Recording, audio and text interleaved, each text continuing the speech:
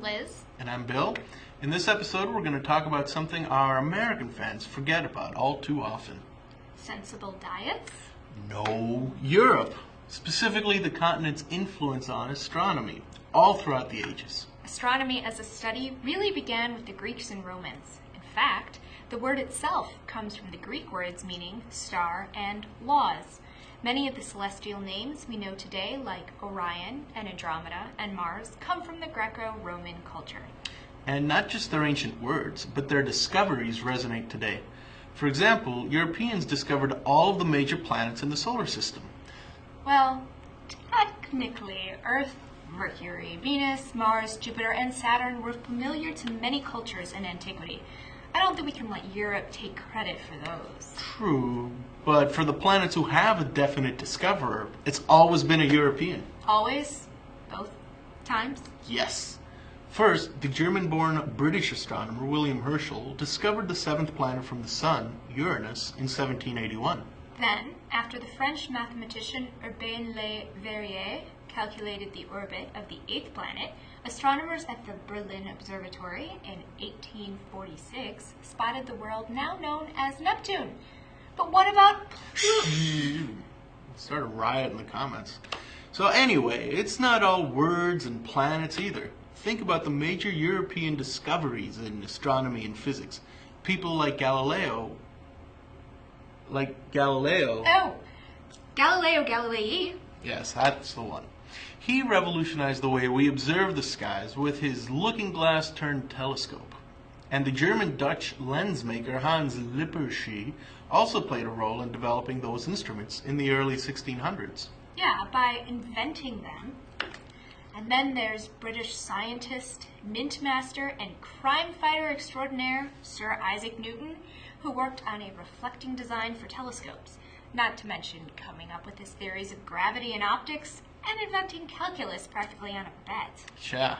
And then there's Tycho Brahe and Johannes Kepler, Christian Huygens, Edmund Halley, Giovanni Cassini, almost all the people we've named scientific instruments and probes after.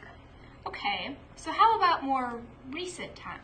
Oh, so you mean like Albert Einstein, Fritz Zwicky, Gerard Kuiper? No, we get that European astronomers are pretty prolific. What about doing more than just studying space, actually going out and experiencing it firsthand? Well, the space race was a pretty big deal in the mid-1900s. A lot of Americans might have forgotten just how badly they were losing it to those Ruski communists. In 1957, the Soviet Union was first to launch an artificial satellite into space and orbit Earth, Sputnik. Then, in April 1961, they were the first to send a human to space. Yuri Gagarin orbited our planet in less than 2 hours. Moscow also launched a woman in space in 1963, almost exactly 20 years earlier than anyone else. Yeah, though, of course, soon enough, NASA would get its act together and go on to win the space race on the metaphorical lunar arena. But even today, the International Space Station still sees a lot of European cooperation. And as we all know, after NASA's space shuttle program ended in 2011, Americans can get to ISS only via Russian spacecraft, Soyuz. So don't think Americans are the only ones going into space. Plus, European countries are involved in, or are actually leading, many astronomy facilities across the globe, and above it too. Did you know that the Hubble Space Telescope is a joint project between NASA and the European Space Agency? Yeah, and other space-based European observatories include the infrared seeing Herschel and the microwave instrument Planck. Then there's the Corot telescope, which searches for planets outside our solar system. And, of course, Europe has more than one Earthbound observatory, too. The European Southern Observatory in Chile, with some huge telescopes, including the aptly named Very Large Telescopes, just one. There's also a couple of facilities on the Canary Islands named, Oh, you mean El Observatorio del Teide on Tenerife, and El Roque de los Muchachos Observatory in La Palma? That's it. And that latter one houses the largest single aperture telescope in the world, a 10.4 meter wide monster. Oof. There's also a huge radio antenna array based in the Netherlands, but with some stations located in Germany, Denmark, France, and the United Kingdom.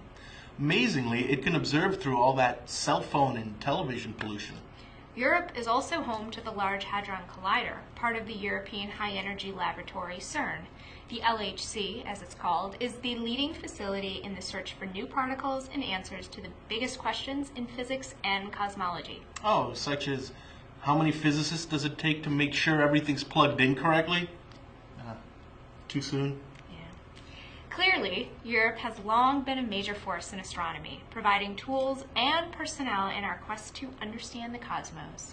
There's lots more modern facilities and historical info that we just couldn't get to today. So be sure to let us know your favorites in the comments below or at our email address.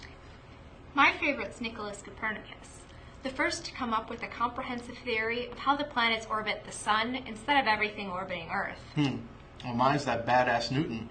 You know, he actually stuck a knife in his eye to help him study how optics works. Kind of creepy. Yeah. Creepy. Okay, well, till next time. Bye.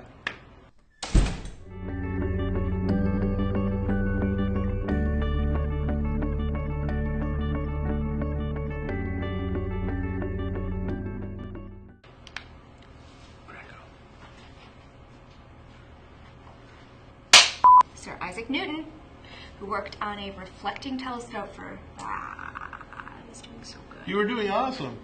Gagarin. Gagarin or Gagarin or you said Gagarin, which is I think a different name. So anyway, Gagarin is the way I've heard most. That's Gagarin. also how I've heard it. I just know Yuri. And then his granddaughter is Lady Gaga. She Americanized. Totally what I was. Americans can get to the International Space Station only via American. Oh my God, I can't read. That's fine. As long as you can still write, because that's what we need you for. There's also a couple of facilities on the Canary Islands named... Oh, well, el observatorio... I messed it up. My Spanish pressure was on too much. Oh, you mean el observatorio... It's the L. That's what's throwing me. I've said it before many times. Oh, right, el observatorio. All right, let's just go for it. All right.